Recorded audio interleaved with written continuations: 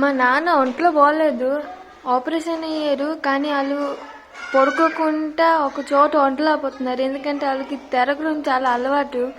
Any time వాళ్ళు బయటే ఉంటారు. వాళ్ళు ఇంట్లోనే వంటలేకపోతున్నారు కదా, ఇంట్లో అలాగా ఏదో ఒక పని చేసుకొని అలాగ ఉంటున్నారు. చూడండి, వెళ్ళి పడుకోండి నాన్న అన్న పడుకోవట్లే. లేదు బిజారేస్తుంది ఎంత అనుకొని పడుకోవాలి అనుకొని అంటున్నారు. మా నాన్నకి ఎంత బెసని చూస్తున్నారా.